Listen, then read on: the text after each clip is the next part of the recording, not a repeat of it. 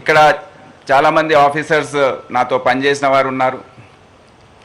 2016 నుండి 22 వరకు నేను సివిల్ సప్లైస్లో ఉండి దాని తర్వాత 4 సంవత్సరాల పాటు డెప్యుటేషన్లో వెళ్ళిన సందర్భంలో కొంతమంది ఆఫీసర్స్ గురించి నాకు తెలుసుకోవడంలో కొద్దిగా సమయం పట్టింది. మీ అందరికి తెలుసు ఏ విధంగా పనితీరు ఉంటుందో.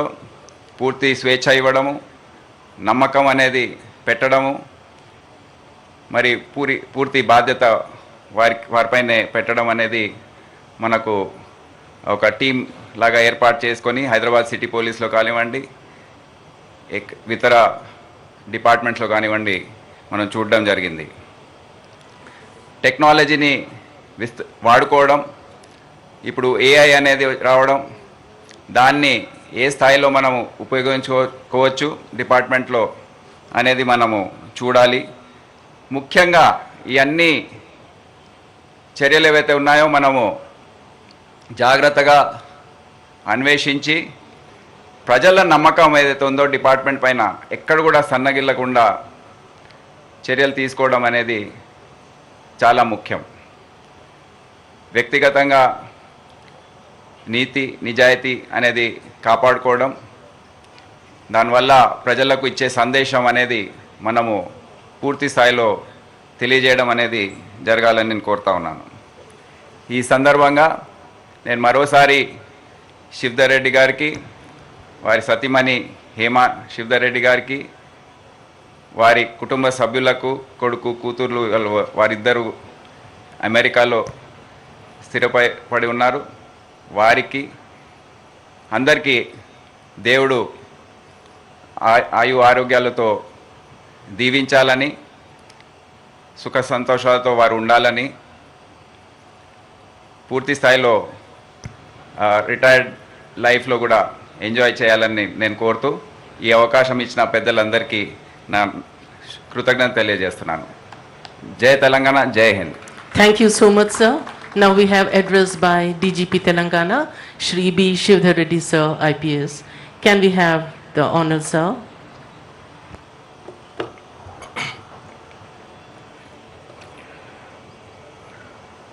Telangana Rashtra Special Chief Secretary to Government Home Department and DGP Designate Sri C.V. Anand Garu,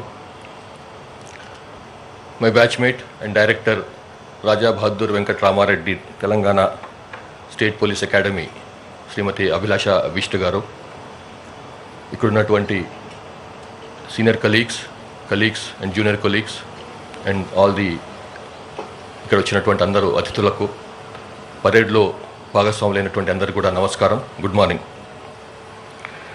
I heartily congratulate Amaran Bhatt, the parade commander, for a very impressive show and also his men on parade and women on parade. Thank you very much for a grand farewell parade. I thank DG Law and Order Mahesh Bhagwat and Director TGPA for this. Last 32 ఏళ్ల పైన ఉన్నటువంటి and 30 years of active police లైఫ్లో ఎన్నో అనుభవాలు, ఎన్నో జ్ఞాపకాలు, ఎన్నో తీపి గుర్తులు, ఎన్నో ట్రబుల్స్, ట్రావెల్స్ అండ్ ట్రిబులేషన్స్ అన్నిట్లో కూడా నాతో ముందుండి వెనుకుండి పక్క నుండి నడిపించినటువంటి వెన్ను తట్టిన వాళ్లకు, దారి చూపిన వాళ్లకు, సీనియర్స్కు అందరికీ కూడా నా యొక్క ధన్యవాదాలు. వారి చూపినటువంటి గొప్ప పథంలోనే పోలీస్ డిపార్ట్మెంట్ నడిపిస్తుందని చెప్పి అధికారులు నడిపిస్తున్నారని చెప్పి అనుకుంటున్నాను. ఇంతకుముందే శ్రీ సివి ఆనంద్ గారు చెప్పినారు, ఉన్న పరిస్థితులు 90s 70sలో ఎట్లా ఉండే, 80sలో ఎట్లా ఉండే, 90sలో ఎట్లా ఉండే, ఇప్పుడు ఎట్లా మారిపోయినాయి. ఆ రోజులకి ఈ రోజులకి పోలీసింగ్లో ఎంత తేడా వచ్చింది. ఒక రకంగా చెప్పాలంటే దానికి ఒక ప్రత్యక్ష సాక్షులమే కాకుండా దాంట్లో ఆ మార్పుల్లో భాగస్వాములు అయిన వాళ్ళు మేము. ఆ మార్పులను ముందుకు తీసుకొని యంగ్స్టర్స్ చాలామంది ఉన్నారు. ఆ మార్పులను గమనంలోకి తీసుకొని కొత్త ఐడియాస్తోని కొత్త ఇన్నోవేషన్స్తోని పీపుల్ సెంట్రిక్ పోలీసింగ్ చేయాలని చెప్పి నేను వారికి సూచిస్తున్నాను. ఇంతకుముందు తెలంగాణ రాష్ట్రం వచ్చిన కొత్తల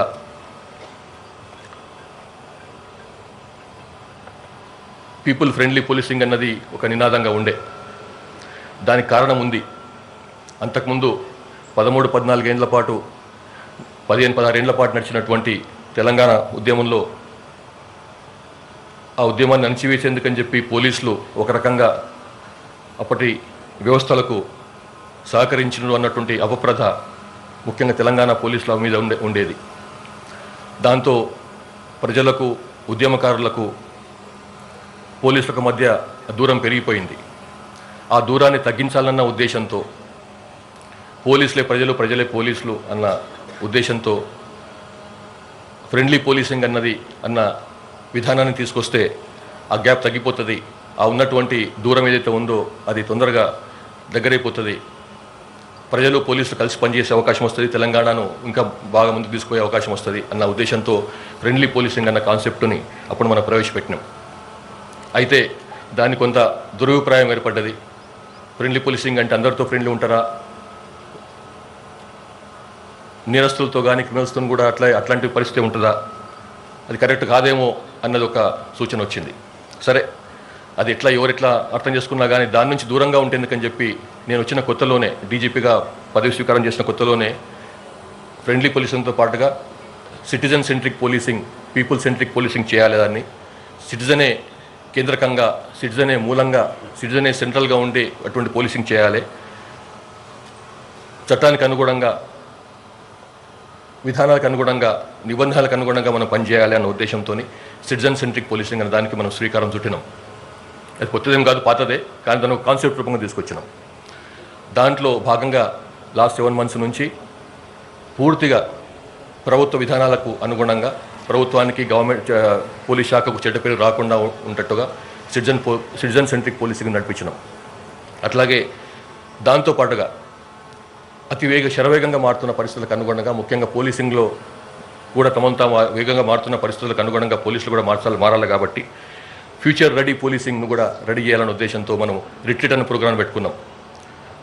ఫ్యూచర్ రెడీ పోలీసింగ్ రానున్న ఫ్యూ ఇయర్స్, ఒక టికెట్ కావచ్చు, హాఫ్ టికెట్ కావచ్చు, 20 years కావచ్చు, వాటికి తగ్గట్టుగా మన పోలీస్ శాఖను మార్చాలి, ఆ ఫ్యూచర్కు రెడీగా ఉంచాలి మన పోలీస్ శాఖను అని చెప్పి మనం కూడా దానికి సంబంధించినటువంటి కొన్ని తీర్మానాలు చేసుకున్నాం, కొన్ని కాన్సెప్ట్ పేపర్స్ తయారు చేసుకున్నాం. దాన్ని గవర్నమెంట్ పంపించినాం. నేను ఎంతగానో ప్రేమించినటువంటి తెలంగాణ రాష్ట్రానికి టీనేజ్ అప్పటి నుంచి తెలంగాణ వీరు తెలంగాణగా ఉంటే బాగుంటుందన్న ఉద్దేశంతో, ఈ వీరు తెలంగాణ అయితేనే బాగుంటుందన్న ఉద్దేశంతో ఉండేవాడిని నేను.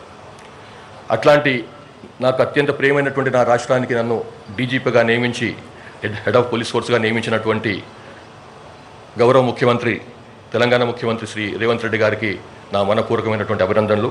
అట్లాగే ప్రభుత్వానికి కూడా.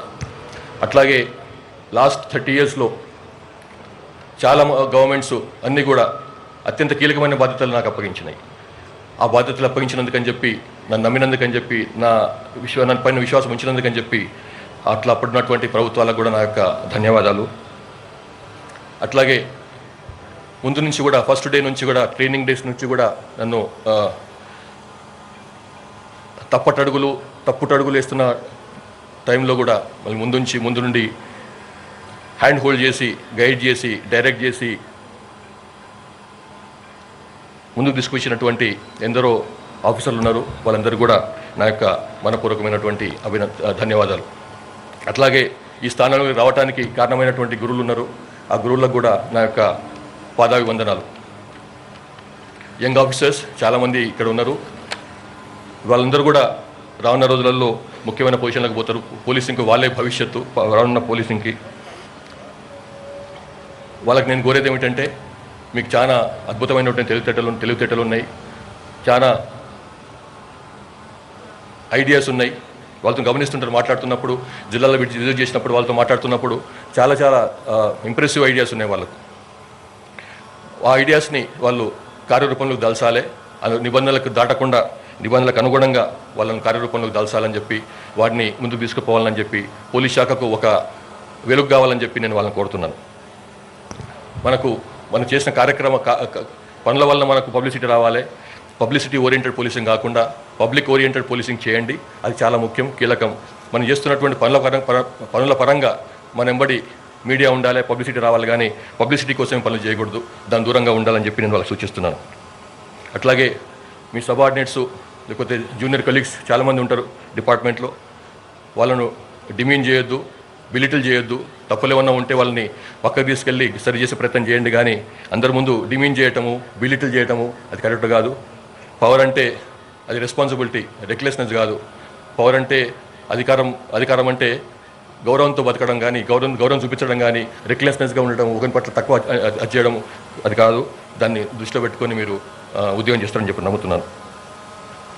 అట్లాగే ఈ లాస్ట్ 32 ఇయర్స్లో నా వెంబడి నిలిచిన వాళ్లకు, మనం చేసిన ఏ విజయాలైనా కానీ, సాధించినటువంటి ఏ విజయాలైనా కానీ సింగిల్గా వచ్చినాయి కావు, అందరితో కలిసితేనే వచ్చినాయి. ఇవంతా కూడా సమిష్టి కృషి, ఒక్కరి వ్యక్తి వచ్చినాయి కావు.